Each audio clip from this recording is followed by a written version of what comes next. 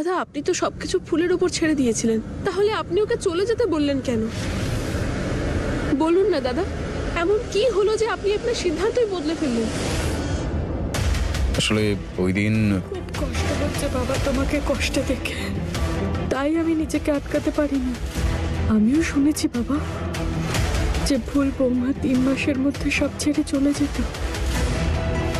তাই তুমিও কিছু বুঝতে পারছো না বাবা। ওরও কিছু স্বপ্ন আছে, নিজের জন্য, নিজের মায়ের জন্য। আমি তো আটকাইনি ফুলকে, এই সম্পর্কের বিষয়টা আমি ওর কাছেই ছেড়েছি। একটা মেয়ের কোথায় অধিকার থাকে সে নিজের জীবনের সিদ্ধান্ত নিতে পারে?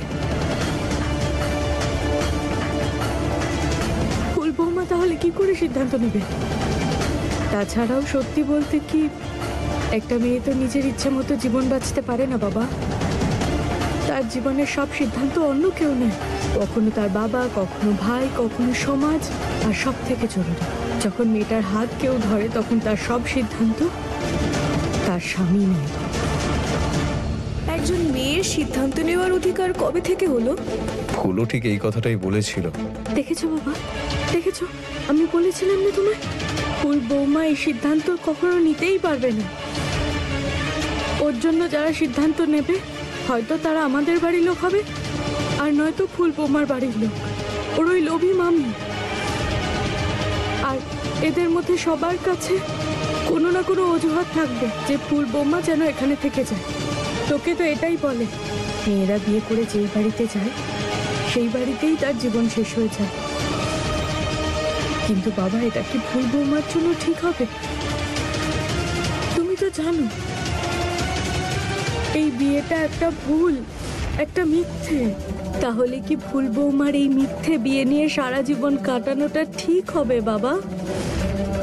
এটা কি ন্যায় বিচার বলো বাবা? এই সময় তোমাকে ওকে এমন সাহস দিতে হবে যেটা ওর কাছে নেই। ওর স্বপ্ন পূরণ করার জন্য তোমাকেই ওকে সাহায্য করতে হবে। বেঁধে রেখো না ওকে এই সম্পর্কে, যে সম্পর্ক মিথ্যের উপর দাঁড়িয়ে আছে। আর যদি আমরা সমাজের কথা বলি, সমাজ তো বলার জন্যই আছে, তোমাকে বেঁধে রাখতে পারবে না। তোমার স্বপ্ন পূরণ হবে সেটা আমি বলছি না, কিন্তু তুমি যদি ওকে মিথ্যের মধ্যে রাখো তাহলে ফুল বৌমাকে অন্য কেউ মিথ্যের মধ্যে রাখবে, সারা জীবন কষ্ট পাবে এই বাড়িতেই, এই মানুষগুলোর সঙ্গে, এই সম্পর্কে, আর এই মিথ্যে বিয়েতে।